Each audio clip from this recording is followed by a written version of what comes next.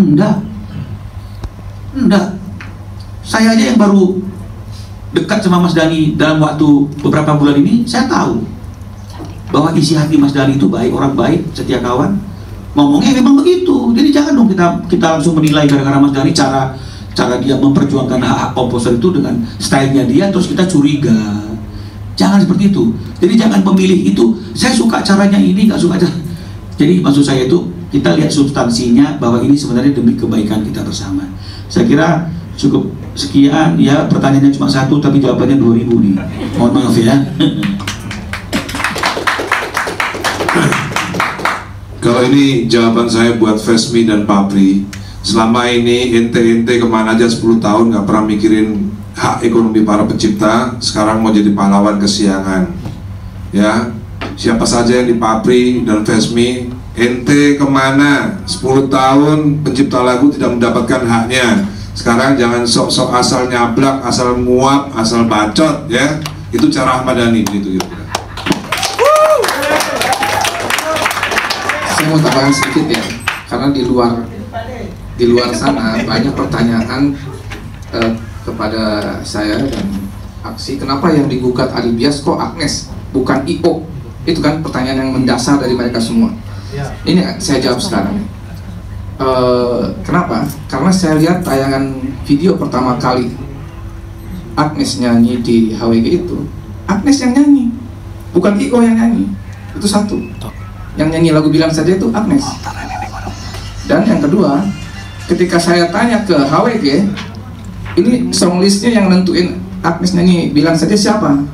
Oh bukan saya, kata HWG. Itu Agnes sendiri yang memilih lagu itu.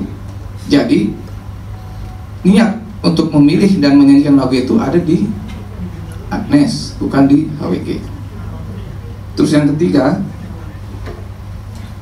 kontrak itu, kontrak yang akhirnya baru muncul di kasasi itu kan, dan itu juga tidak membuktikan bahwa ada izin Agnes membawakan lagu saya di pertunjukan komersial di tingkat tempat itu, tidak membuktikan ada izin juga di kontrak itu. Jadi itu sebabnya saya dan Bang Minola, kuasa hukum saya, menggugat Agnes, dan di pengadilan pun kita tidak membiarkan HWG sendiri, maksudnya tidak ikut, kita masukkan sebagai turut tergugat. Jadi kalaupun di situ memang Agnes merasa HWG yang harusnya izin, ya silakan komunikasilah mereka gitu. Tapi kan itu tidak terjadi. Ya akhirnya pengadilan pun melihat itu sebagai fakta hukum. Gitu. Akhirnya terjadi sampai keputusan pengadilan yang kemarin. Sekian, terima kasih. Oke, teman-teman, sebenarnya kita hari ini agendanya adalah jam 8.30 pagi itu aksi diundang oleh Badan Keahlian DPR untuk mengajukan draft revisi Undang-Undang Hak Cipta. Harusnya tadi 8.30, dan setelah 8.30 selesai kita ketemu dengan Badan Keahlian DPR. Lalu pukul 10-nya kita sebenarnya one stop interview dengan teman-teman media. Tapi karena hari ini terjadi ada situasi yang kurang kondusif di DPR, akhirnya akan di-reschedule kemungkinan minggu depan. Karena kita sudah terburu undang media, semua teman-teman media, makanya sekarang sekalian aja, karena kemarin baru saja kita melihat ada preskon dari kawan-kawan musisi penyanyi yang tergabung dalam visi. Mereka melakukan preskon juga. Oleh karena itu di sini kita juga ingin menyampaikan apa yang menjadi counter dari kawan-kawan visi atau kawan-kawan penyanyi yang membuat alasan mereka kenapa mereka menggugat ke MK. Nah, kalau kawan-kawan media punya pertanyaan tentang alasan apa teman-teman visi itu menggugat ke MK, silahkan tanyakan ke kami. Tapi pada intinya kami di sini mau menyampaikan bahwa kami ini sebenarnya ingin menyampaikan seperti yang disampaikan sama Bang Minola ini, kami bermurni dari kawan-kawan pencipta lagu yang terzolimi selama 10 tahun. Jadi kenapa kami sekarang ada di belakang Ari Bias, sebagai penggugat Agnes Mo dalam kasus pelanggaran hak cipta bilang saja adalah karena kita tahu bahwa bukan hanya Aribia saja sebenarnya yang bermasalah, cuman Aribia yang memiliki keberanian untuk menggugat. Tapi kita aksi ini punya suara yang dititipkan dari kawan-kawan pencipta lagu yang di sana di seluruh daerah dari Sabang sampai Merauke menitipkan suaranya kepada kami. Pencipta lagu rohani, pencipta lagu daerah, pencipta lagu tradisional, pencipta lagu dangdut, semua menitipkan suaranya. Walaupun mereka tidak bisa datang atau tidak bisa bergabung dengan aksi karena kondisi, waktu, dan tempat. Tapi inilah suara dari kawan-kawan pencipta lagu yang saat ini kami ingin suarakan dan kami ingin tetapkan menjadi sebuah kekuatan bersama dari kawan-kawan pencipta lagu yang selama 10 tahun ini terjolimi. Saya dan Ahmad Dhani ini sebenarnya bisa saja sih, ibaratnya seperti apa yang disampaikan sama Ariel kemarin ya, kalau nggak salah itu dia bilang bahwa boleh membawakan lagu tanpa izin. Mungkin kita bisa ya Mas Dhani ya, mungkin bisa saja kita membolehkan penyanyi tanpa izin, nggak masalah. Katakanlah saya dan Ahmad Dhani performer, Mas Ahmad Dhani di Dewa, saya di Padi. Tapi kalau kita lakukan itu sama saja saya membunuh kehidupan para pencipta lagu. Kehidupan para pencipta lagu yang tidak mendapatkan haknya, yang bukan performer seperti kami, yang memang benar-benar hanya menggantungkan hidupnya hanya pada membuat lagu. Sudah. Nggak sabar saya. Itu caranya Piyu ngomong, kalau cara saya begini. Ariel itu artinya dia memikirkan diri sendiri. Dia memang tidak tercipta untuk memikirkan orang lain. Jadi Ariel memang tidak tercipta untuk memikirkan hajat hidup orang banyak. Kalau saya dan Mas Piyu, memang yang kita pikirkan tidak hanya kami berdua, tapi juga pencipta lagu di belakang gitu. Jadi maksud saya begini, kalau tidak memikirkan pencipta yang lain, ya nggak usah sok kaya. Menurut saya, mereka yang bilang bahwa boleh silakan nyanyi lagu saya tanpa izin dulu, itu artinya menurut saya sok kaya. Sok kaya raya, padahal belum tentu ngelewatin saya kaya rayanya.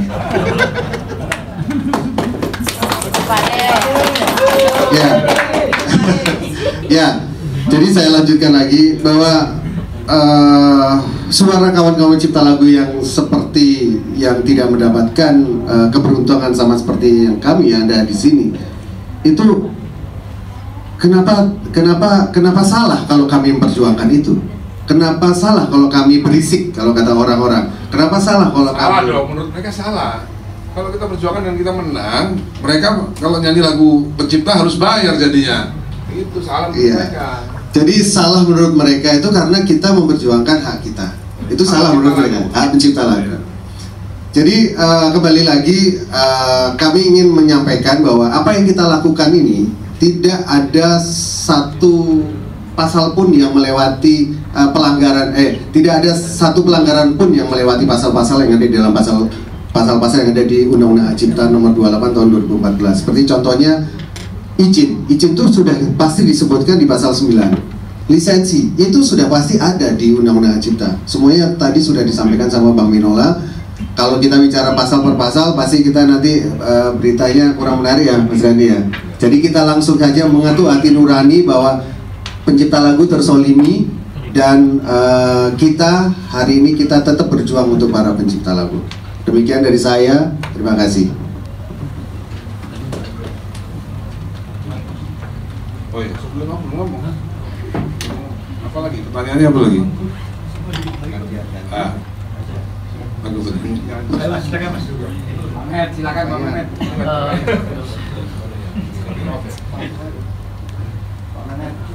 Langsung aja. Oke. Perkenalkan, saya Adi dari detik.com. Tadi kan sempat dibilang kalau misalnya minggu depan bakal nyampein draft revisi Undang-Undang Hak Cipta. Mungkin poin-poin krusial yang dibahas nanti akan apa aja. Terus nanti juga kan aksi salah satu ngedorong untuk direct lisensi. Nah, nanti apakah dalam revisi Undang-Undang Hak Cipta yang akan diajukan akan melewati LMKN gitu? Misalnya LMKN sudah tidak dilibatkan kembali, gitu, seperti itu. Makasih. Jadi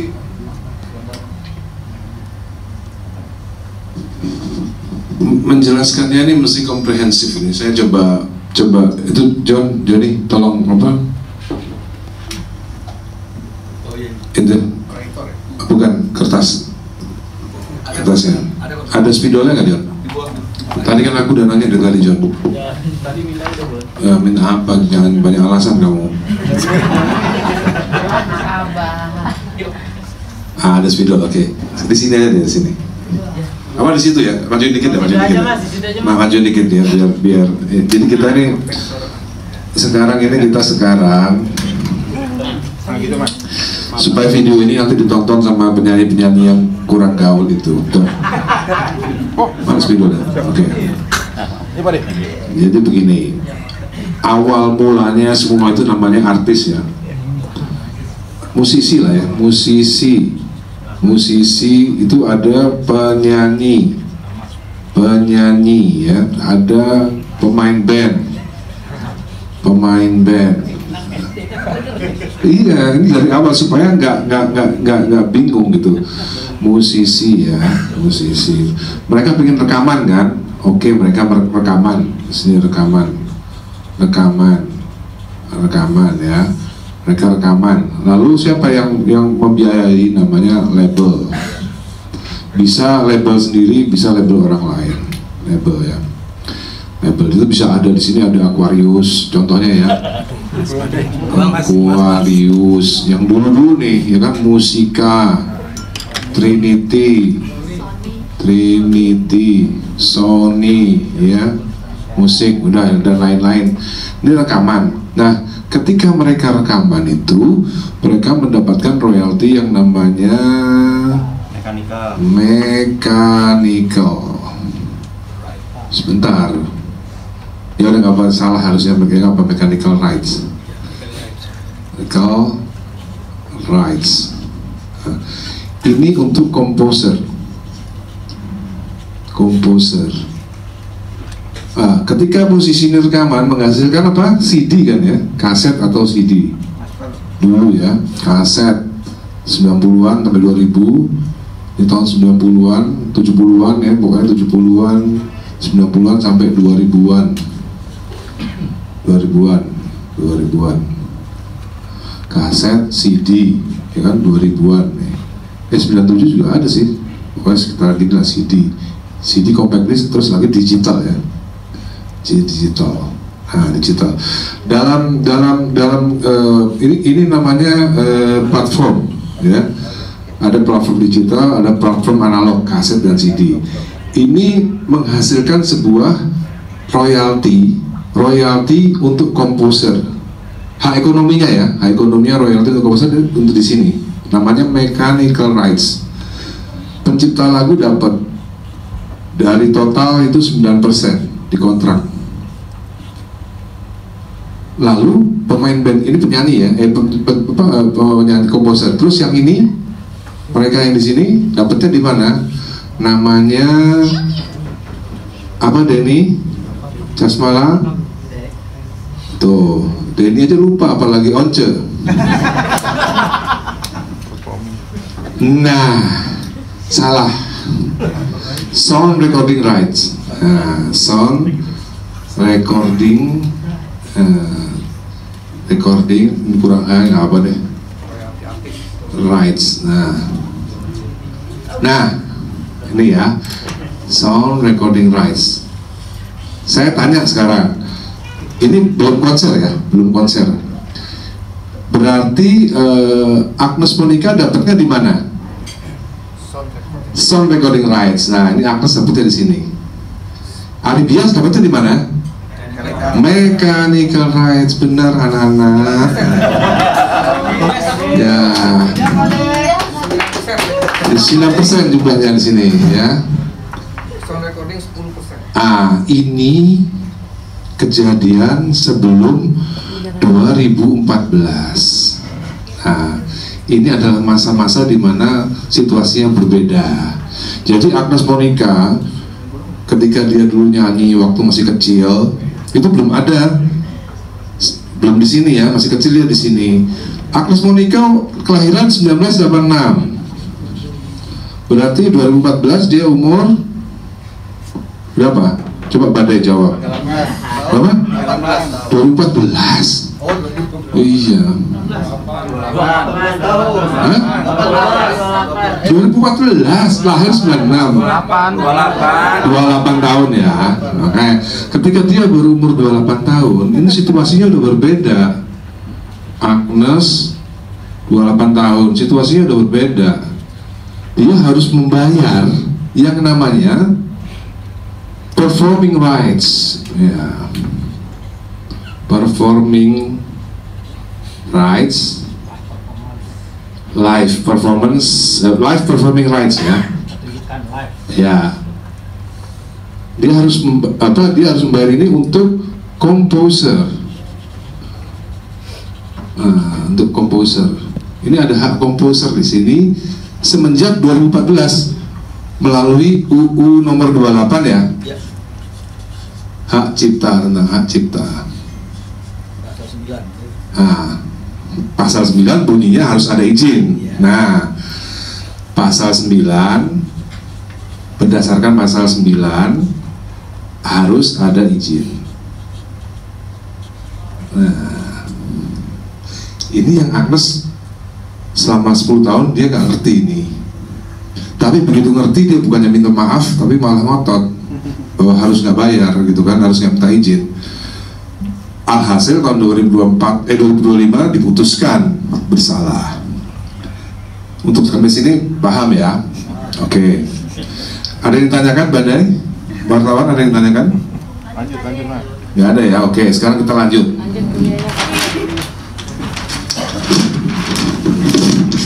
Yang belum absen dulu yuk. Jangan pipis dulu ya, jangan. Kalau mau izin ke belakang nanti. Ya. Kita kenal dulu ada label, ya. Yang tadi kita sudah sebutin siapa aja labelnya ya. Mereka menjualnya dulu kemana? Ke toko kaset, toko CD, toko kaset dan toko CD. Ada yang namanya Distara dan lain-lain dulu. Sebelum ada DSP, sebelum ada ini fisik namanya. Fisik, ini jadi label jualan fisik. Ini ke tokonya kaset. Ini mereka mendapatkan 28 sampai 30% dari harga yang tertera. Ini tadi agak lupa tadi. Ya, komposer kan 9%. Sound recording rights itu bervariasi antara 6 sampai 15%. Tergantung deal. Kalau Dewa 19 gede persennya, cuma nggak saya sebutin aja. Takut Tiu marah nanti.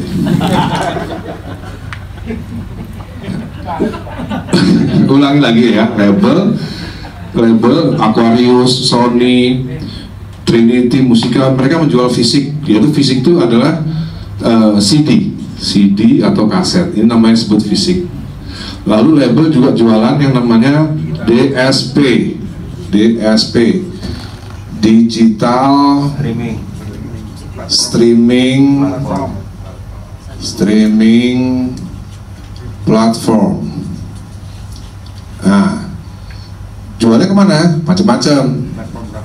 Ya, platform apa aja? Langit Musik, ya kan, Spotify, Apple. Langit Musik, ya kan, Langit Musik, YouTube. Ini namanya pokoknya yang digital itu kesini semua. Nah, ini semua itu kita sebut hak ekonomi yang bisa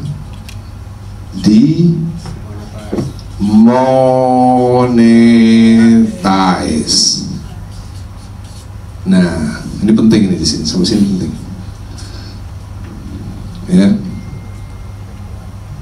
Waktu tahun 90-an ternyata hak ekonomi ini berkembang, tidak hanya CD, tidak hanya kaset. Tapi ternyata ada karaoke. Ternyata ada restoran-restoran atau kafe atau hotel, mall, bahkan televisi swasta, bahkan radio yang mengumandangkan lagu-lagu daripada musisi dan penyanyi, atau musisi penyanyi yang tergabung dalam band, atau penyanyi sendiri. Lalu label-label ini bingung gimana caranya untuk mengkoleksi hak ekonomi di seluruh Indonesia, mengkolek penyanyi band cafe yang nyanyi lagu-lagu Dewa, nyanyi lagu-lagu Padi, nyanyi lagu-lagu Chris Patih, seluruh Indonesia, mengkolek karaoke-karaoke yang memanfaatkan master atau lagu-lagu daripada band Dewa 19, Padi, Chris Patih, The Groove, lagu-lagunya Denny Casmala nih, izinkanlah, itu kan semua karaoke setiap malam nyanyi. Judulnya apa namanya? Berharap tak berpisah. Gimana caranya? Bingung LMK nih, nggak bisa. Mereka akhirnya membentuk sebuah wadah namanya LMK. Dulu yang pertama itu KCI, lalu ada WAMI. Jadi kesimpulannya apa? Label membentuk lembaga untuk mengkolek sesuatu yang tidak bisa dimonetize.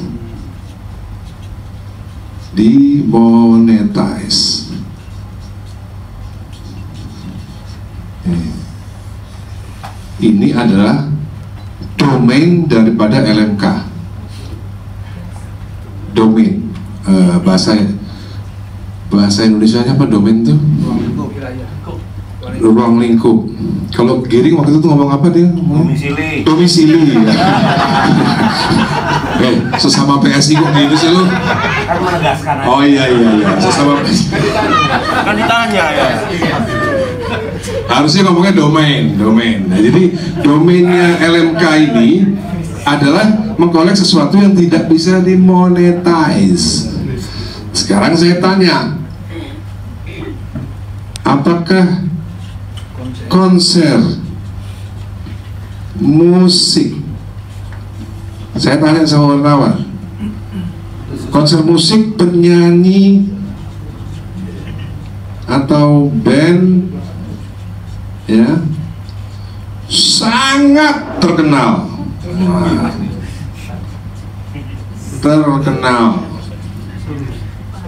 nah ini bisa dimonetize apa enggak, pertanyaannya? Susah atau tidak dimonetize? Karena saya tadi lupa bawa, saya punya foto Dewa 19 dari 2024 sampai sekarang itu ada hampir 400 foto. Itu menurut saya mungkin ya sekitar segitulah. Kalau artis atau penyanyi band yang sangat terkenal, kira-kira per tahun tuh ya 100 lah konsernya. Gak sulit kan sebenarnya kan. Artinya apa? Artinya LMK WAMI ini bukan konser musiknya, artinya bukan ranah daripada KCI dan WAMI sebenarnya. Jadi kalau Ariel karena dia salah pergaulan, dia ngomongnya belum ada aturan dari pemerintah, benar gak? Dia kan ngomong gitu kan? Saya dengar sendiri. Sekarang pertanyaannya, ketika Noah bertransaksi dengan IO, itu ada aturan pemerintah nggak? Nggak ada dong. Itu yang disebut kesepakatan para pihak. Misalnya saya punya mobil, gitu ya, saya mau jual ke orang, ada aturan pemerintah nggak? Nggak ada. Kalau mau setuju laku mobil saya bekas nih, saya jual 100 juta, kalau mau ya beli, kalau nggak ya nggak, udah selesai. Atau kalau rumah mungkin yang tinggal notaris aja pakai gitu. Jadi sebenarnya sama, pencipta lagu dan penyanyi bisa berdiskusi sendiri sebenarnya semenjak adanya undang-undang hak cipta tadi tahun 2014. Itu di pasal 81 sudah jelas, saya masukkan IG hari ini bahwa perjanjian khusus, perjanjian lain itu bisa dilakukan oleh pencipta dan pengarang lagu. Tidak perlu diatur oleh pemerintah. Pemerintah udah capek ngurusin banyak hal gitu. Jadi Ariel dan kawan-kawan jangan cengeng, jangan kekanak-kanakan. Nggak perlu pemerintah untuk mengatur pengaturan hak ekonomi pencipta yang digunakan oleh para penyanyi. Nggak perlu. Iya, cukup deal sendiri aja. Caranya deal ya belajar sama Mama lah. Mama kan pinter nawar tuh. Jadi nggak ada sesuatu yang sulit. Sampai di sini ada yang mau bertanya? Yes. Ini kan ajaran banget bantu